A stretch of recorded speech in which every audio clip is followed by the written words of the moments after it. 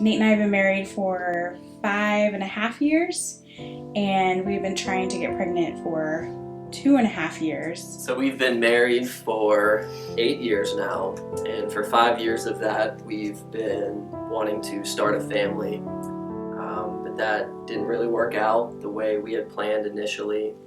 So we decided to start an adoption process from Ethiopia, and we've already been waiting now over 3 years.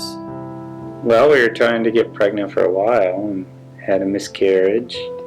We were still trying to get pregnant for a couple of years, and we're just praying and seeking the Lord. But I've wanted to be a dad since I was like 20. I wanted to be a dad since I was a kid, but we both wanted to have a large number of kids. And I think that was really difficult was just asking those questions.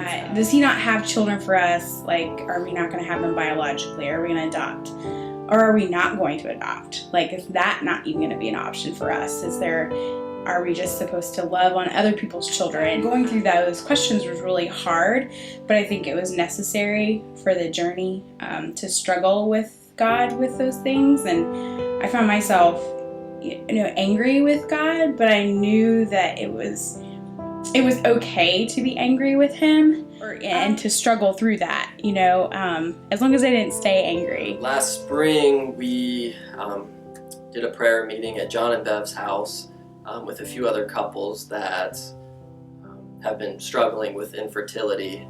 It was just a time for encouragement and in prayer. We prayed that we would all become pregnant. We prayed for hope, that God would meet us just even in the process, regardless of the outcome.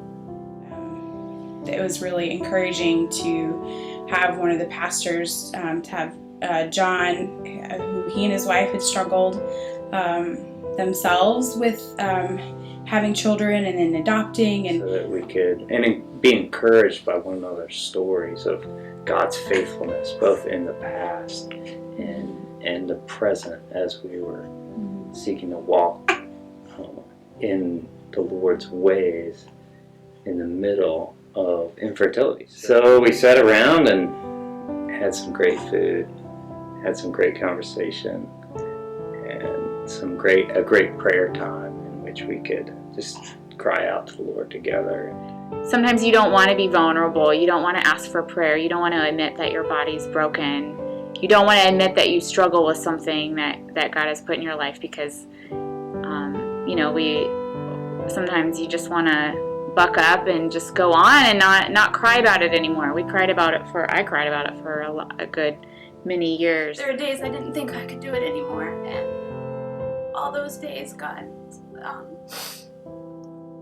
showed me His love for me through other people, whether by a text or a call or even just a hey, let's hang out.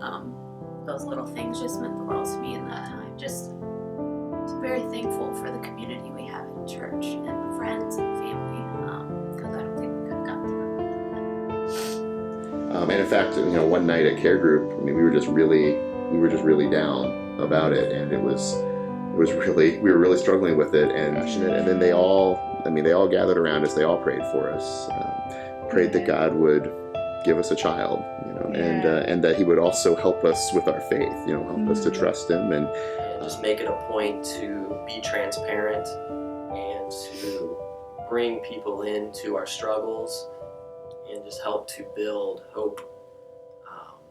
Because I think that's really what we needed, was our faith to be built. In the get-together time, we were just reminded of God's gracious loving kindness in the past, in the present, and that gave us hope that wouldn't be shaken for the future. Not to jump to the end too quickly here, but fast forward a few months and He's answered all of their prayers, right? We all got pregnant. So.